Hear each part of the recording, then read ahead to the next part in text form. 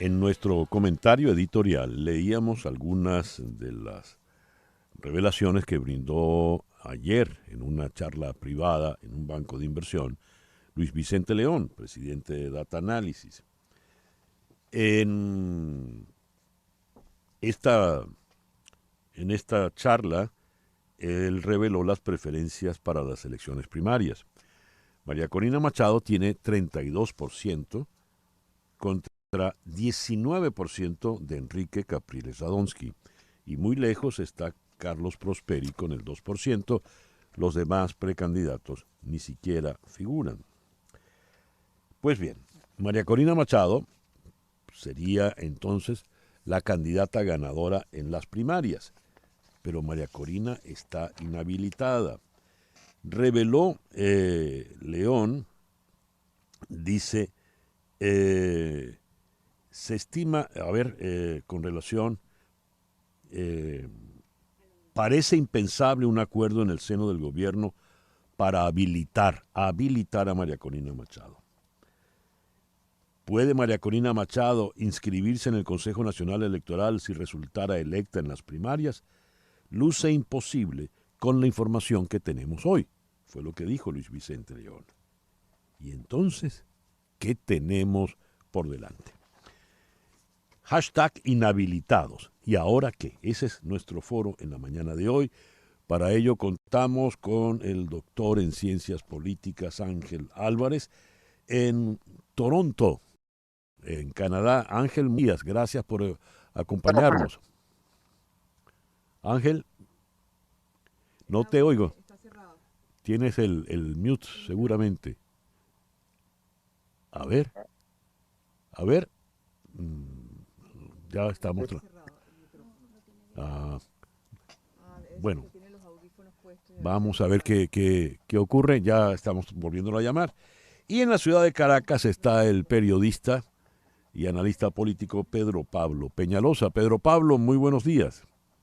¿Qué tal? ¿Cómo están? Buenos días. Bueno, aquí Pedro Pablo sí logró atendernos. ¿Ya tenemos a Ángel o todavía? Pedro Pablo, ¿escuchaste los datos que comenté que dio ayer Luis Vicente León? Sí, sí. Muy bien. Eh, María Corina Machado no parece probable que le quiten la inhabilitación. ¿Qué puede ocurrir? Bueno, esa es la gran interrogante que hay ahora y por eso se ha hablado de la necesidad de tener, digamos, una respuesta a esto por medio de la negociación entre los factores políticos, ¿no? Recordemos que incluso ya ha habido unas reuniones entre los candidatos de las primarias para abordar este tema. Por ejemplo, entiendo que no hay todavía una fórmula sobre este tema, ni mucho menos, pero que sí se ha rechazado la posibilidad de que sea el ganador quien escoja al sucesor. ¿Me explico? O sea, que quien Ujú. gane diga, bueno, yo entonces decido que sea este el candidato.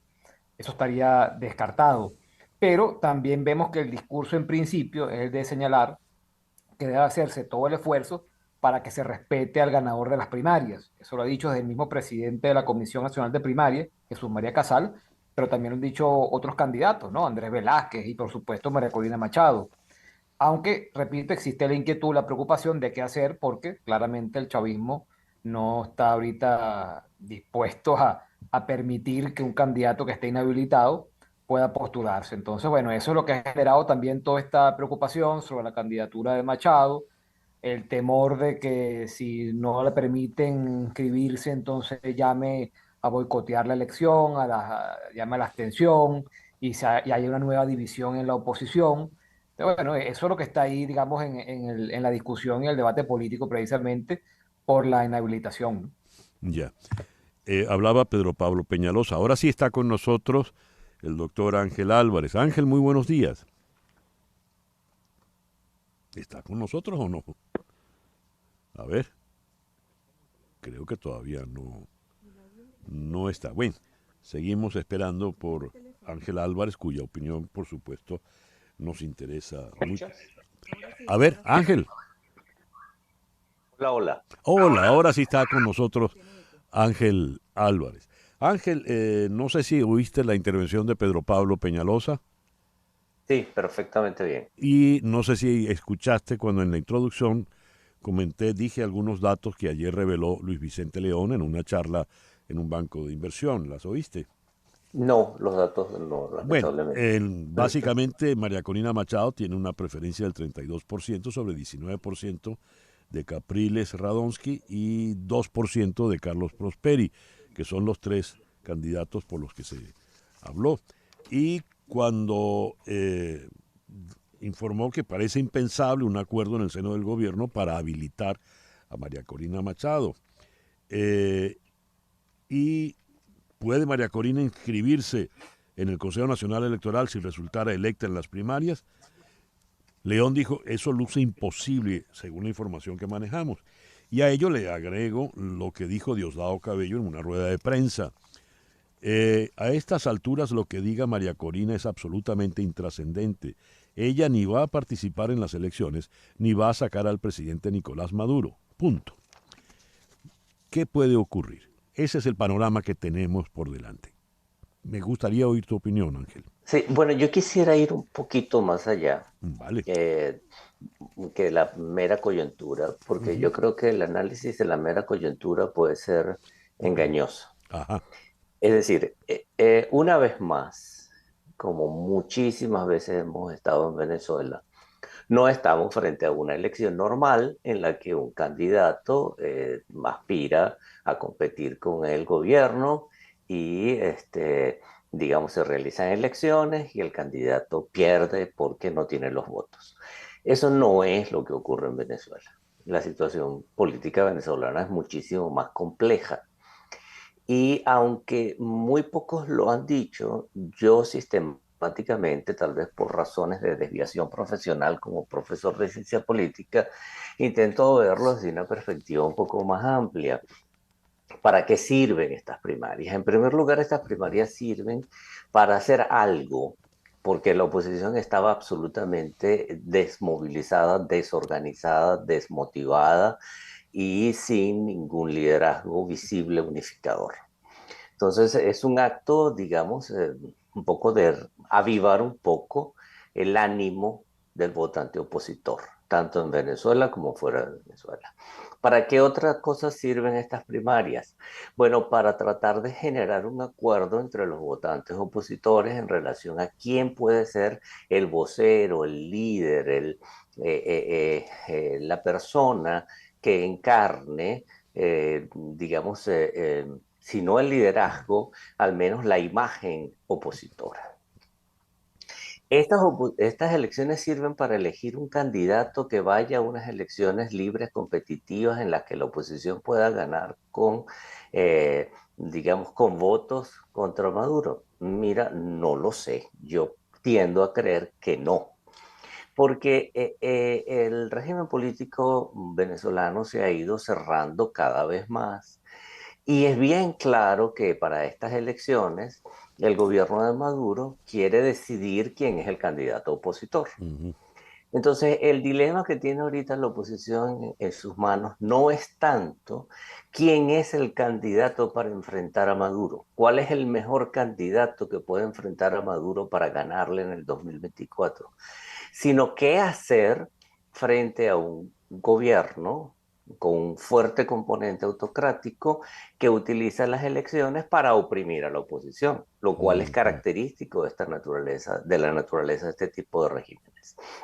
Si las elecciones no son solo un elemento para competir con la oposición, ni siquiera principalmente un mecanismo para competir con la oposición, sino uno de los tantos mecanismos que utiliza el régimen autoritario electoral para limitar el margen de acción de la oposición, para oprimir a la oposición. ¿Y qué mecanismo está usando en este momento? Justamente inhabilitar candidatos. De los tres candidatos que mencionaste, que de los cuales los únicos que tienen dos dígitos, según los datos aportados por Luis Vicente León, son María Corina y Enrique Capriles. Esos dos candidatos están inhabilitados y Ujú. ninguno de los dos va a ser rehabilitado por el régimen Ujú. político. Entonces, perfectamente este mecanismo puede servir para que el gobierno determine ¿Quiénes son los candidatos a competir? Que compitan entre candidatos que tienen 1, 2, 0% de apoyo popular, se elija alguno, ese lance su candidatura, el resto de la oposición termine fracturada, eh, eh, deprimida, y no haya unas elecciones competitivas que puedan derrotar al gobierno. Es decir, es uno de los tantos mecanismos de opresión que utiliza el régimen político electoral con fuertes componentes autoritarios o, como los llamamos algunos politólogos, autoritarismo electoral. En ese contexto, entonces, yo creo que es medio absurdo ponerse a discutir cuál es el candidato que puede derrotar a Maduro. Es que no hay un candidato que pueda derrotar a Maduro, ni con 55% de apoyo popular, ni con 0,5% de apoyo popular, solamente porque se lance una elección. El juego político es muchísimo más complejo y pasa por provocar de alguna manera que al gobierno no le quede más remedio que hacer elecciones libres, situación en la cual la oposición no está en este momento porque no tiene la fuerza para presionar al gobierno, para colocar al gobierno en la encrucijada de que o hace elecciones libres o sale por otras vías. Eso no está planteado en este momento en Venezuela. Hablaba Ángel Álvarez. Ángel, ante ese escenario que has planteado, pues es muy probable que la abstención sea lo que se imponga en el sector opositor. La gente dirá, ¿para qué ir a votar en unas elecciones que no dan realmente una alternativa de cambio en Miraflores? ¿Eso cómo se ha manejado en Venezuela, Pedro Pablo? ¿Qué se habla de la eventualidad de una abstención? Bueno, saludos al profesor Álvarez, que además exactamente incorpora una serie de elementos que también forman parte de la discusión y la preocupación aquí de la oposición. Decía anteriormente, con el tema de Machado, de María Corina Machado, bueno, lo que se ha advertido es que si ella no puede postularse, está la inquietud de si entonces llama a boicotear la elección, a la abstención, lo que decía. Hay otros sectores que han señalado, incluso sectores que en el pasado han defendido la línea de abstención, por ejemplo, Juan Guaidó, Freddy Superlano, que es el candidato de Voluntad Popular, que han dicho que incluso en un escenario como el de Nicaragua, la oposición debería participar. Yo veo que, digamos, las principales fuerzas de oposición están totalmente, digamos, ganadas a participar, incluso en las peores circunstancias, incluso tomando en cuenta todo lo que ha descrito el profesor Álvarez, pero está el tema y hay otro, me tomo otro elemento que decía el profesor, otro tema que está en agenda, que también es la pelea, de alguna manera, por la conducción o por el liderazgo de la Mm, oposición, más allá del tema de la candidatura. Obviamente, yo creo que María Corina Machado, en este momento, bueno, ella puede estar muy consciente de que no puede postularse, pero sabe que la única manera de poder sentarse en la mesa y quizás hasta encabezarla al momento de discutir qué se va a hacer de aquí en adelante, qué candidato se va a presentar, es ganando esas elecciones primarias. Es decir, decirle a María Corina Machado en este momento que ella admita que no va a poder ser candidata y baje los brazos, no solamente tendría un impacto sobre las mismas primarias, porque tal cual como dice el profesor, bueno, ¿para qué entonces vas a participar si ahí no va a estar el candidato, si eso no pinta absolutamente nada, casi que es algo testimonial? O sea, ella mantenerse ahí, bueno, busca por supuesto, bueno, mantener la, digamos, la atención que ha generado las primarias, que también según las encuestas, bueno, hay una mayoría que ve muy bien ese mecanismo para la escogencia del candidato, pero también es porque está de fondo, bueno, esa pelea por la conducción de la oposición y, bueno, una persona como María Corina Machado, que ha estado siempre, digamos, al margen del centro de decisiones, no ha formado parte del G4, al contrario, ha sido muy crítica siempre con la ujú. conducción de la oposición, bueno, hoy en día bueno, está al frente.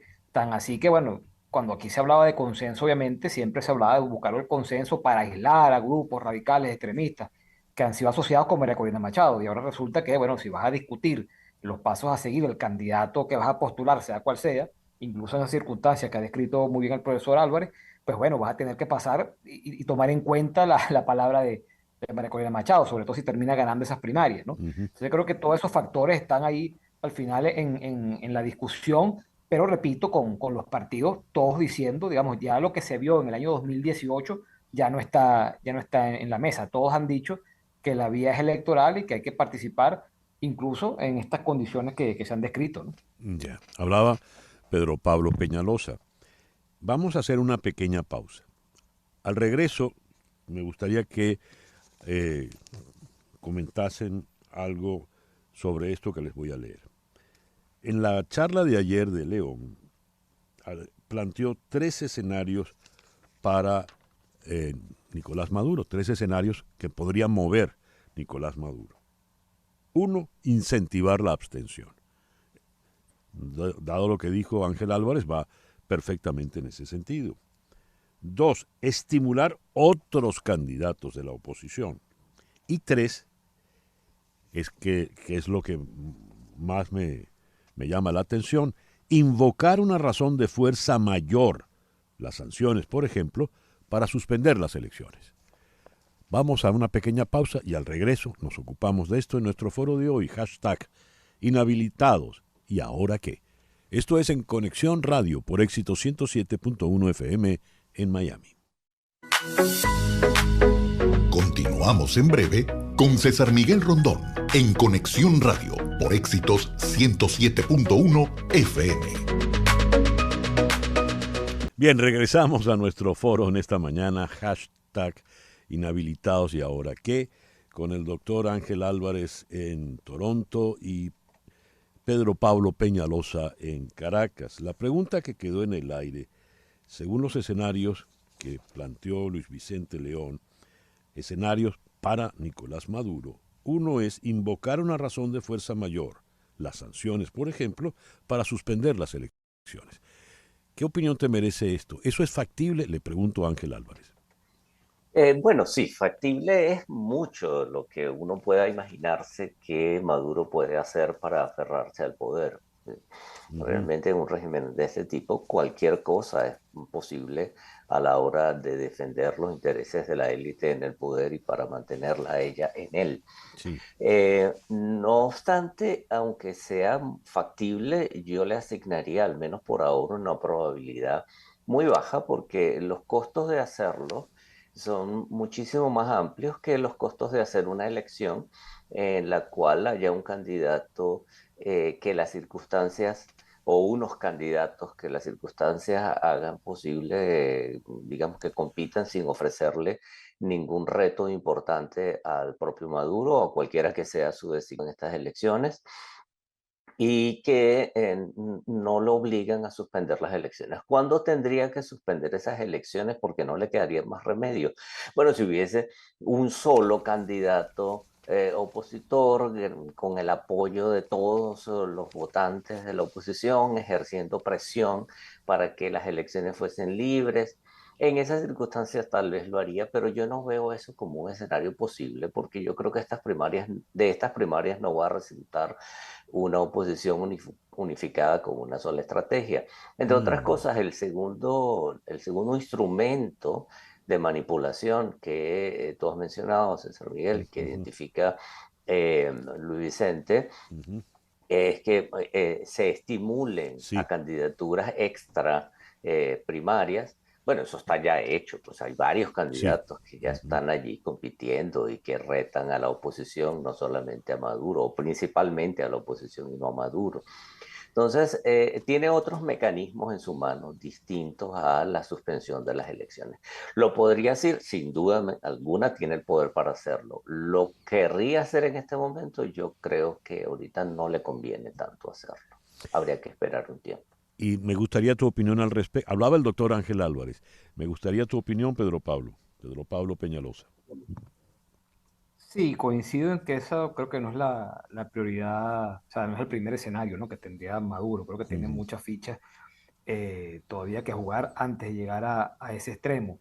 Cierto es, a ver, en estos días decía Diosdado Cabello que en cualquier momento el CNE puede convocar elecciones. Recordemos que primero estamos esperando la designación de ese CNE y luego, digamos, el adelanto ya no sería para este año, ¿verdad? Pero bueno, puede en cualquier momento del 24 hacerse selección, porque podemos tener como antecedentes, bueno, es que ya el chavismo ha manipulado, bueno, recordemos el caso del año 18, ¿no? Las elecciones también como las adelantó, así ha pasado con las regionales, con las municipales. Es decir, bueno, aquí lo que se ha pedido en el marco de la negociación, una negociación que no ha avanzado en ese sentido, es tener como mínimo un cronograma electoral. y eso no se ha dado. Es decir, que ahí eso, digamos, le da a Maduro también y al chavismo, pues, ¿no? Una gran capacidad de maniobra, entre otros elementos, ese de que, bueno, que fijará la fecha de elección cuando le estime conveniente, cuando le sirva para sus intereses y además con un CNE, bueno, que estamos esperando su designación, pero que muy seguramente, pues bueno, le dará una vuelta de tuerca ahí para aumentar el control y para hacer un CNE que sea aún más antipático, ya hablando de lo que veníamos conversando, el tema de la abstención, Ujú. pero un CNE que también sirva para sembrar aún mayor dudas y preocupación en el seno del votante o de los votantes opositores. Ya. Hablaba Pedro Pablo Peñalosa. Ángel, en tu última intervención dijiste de las primarias no va a surgir una oposición unida. ¿Por qué? ¿Qué tipo de oposición quedará después de las primarias, a tu entender? Bueno, en primer lugar, la primarias va a ser un escenario en que la oposición se va a dividir sobre si deben o no, o ya está dividida en términos de si deben o no participar los candidatos que están inhabilitados. Supongamos Mm, que se permite la participación de los candidatos que están inhabilitados, María Corina y Enrique Capriles, y gana alguno de estos dos, lo más probable, María Corina, de acuerdo a las cifras de las encuestas. Bueno, de allí, ¿qué va a ocurrir? Que el resto de la oposición que quiere participar en elecciones bajo cualquier circunstancia va a acatar esas decisiones. Yo creo que no, sin duda alguna que no. mm, Supongamos que como María Corina no puede inscribir su candidatura, entonces el resto de los candidatos no van a inscribir sus candidaturas tampoco. No lo creo, creo que algunos de ellos, como Superlano tal vez, o los otros con menor apoyo popular, inscribirán su candidatura o llegarán a un acuerdo para inscribir una de ellas. Eso significa que María Corina se va a quedar de brazos cruzados y va a decir, sí, votemos por Superlano. No, eso no va a ocurrir de ninguna clase, ¿no? Es decir, de hecho, ya hay, el propio debate realizado en la Católica mostró que la relación entre esos candidatos o aspirantes no es fluida, no hay acuerdos mínimos en términos de estrategia. Puede haber incluso en algunos casos algunos acuerdos mínimos en términos de contenido de futuras políticas de un eventual hipotético gobierno de oposición, aunque también a ese respecto hay diferencias profundísimas entre los candidatos de oposición. Pero al margen de eso, lo que los divide realmente es qué hacer en el 2024. ¿Se participa bajo cualquier circunstancia o no? ¿Se participa con candidatos inhabilitados o no? ¿Se participa reconociendo que estos candidatos están inhabilitados y buscando uno que no lo esté? Sobre eso no hay ninguna coherencia, y las primarias en sí mismas no sirven para resolver ese problema. Eso no se claro. resuelve por una votación de los opositores. Hubo un tiempo en que se hablaba de un eventual outsider. No deja de llamar la atención que los que están inhabilitados y puntean en estos sondeos son los que tienen ya 20, 25 años en esto. Es decir, otra vez Capriles, otra vez María Corina Machado, entre los nombres que suenan. Esa figura del outsider está ya descartada, Ángel, ya eso no tiene sentido. Bueno, en primer lugar, no lo hay. O sea, Mm, de los distintos candidatos que hay, incluso aquellos que prometen lanzarse al margen de las primarias, como el Conde del Guácharo o cualquier otro que podamos mencionar, no son outsiders propiamente dichos en ningún sentido tampoco. Pero supongamos que hubiese un outsider como muchas veces se habló, un empresario mm, destacado que ujú. mueva al país. Una vez más, ¿por qué no lo van a inhabilitar? O sea, si ese candidato realmente fuese un candidato con muchas opciones de derrotar a Maduro, ¿qué motivos tendría Maduro para no impedirle que se inscribiera, inhabilitarlo o incluso perseguirlo Mm, judicialmente por alguna causa que el gobierno se saque de la manga? Porque ¿a quién sorprendería que en este momento cualquiera en Venezuela sea perseguido por una causa claro. que el gobierno se saque de la manga? Así como se dice en Cuba, en Venezuela también es válido. Nadie sabe el pasado que le espera en Venezuela. Sí, Cualquiera puede ser perseguido por cualquier sí, causa. así es. Ya estamos por concluir esta conversación. Me gustaría tu opinión sobre el eventual outsider, Pedro Pablo. Sí, igual yo creo que además hay que tomar en cuenta en este contexto que creo que no están dadas las condiciones. Es decir, yo creo que para que haya un outsider también tiene que haber un espacio, por ejemplo, en los medios de comunicación para que esta figura logre presentarse, exponer sus ideas. Aquí vivimos un escenario de, bueno, de muchas restricciones, censura, autocensura, persecución. Obviamente aquel que asume la cabeza puede ser sacado de juego muy rápidamente, pero tampoco hay, repito, esas condiciones que faciliten, bueno, vemos la persecución, estamos hablando de acá de condenar a 16 años de prisión a Mm. 6 personas relacionadas con, bueno, con la lucha sindical, por ejemplo, y así vamos viendo de todo este tipo de arbitrariedades.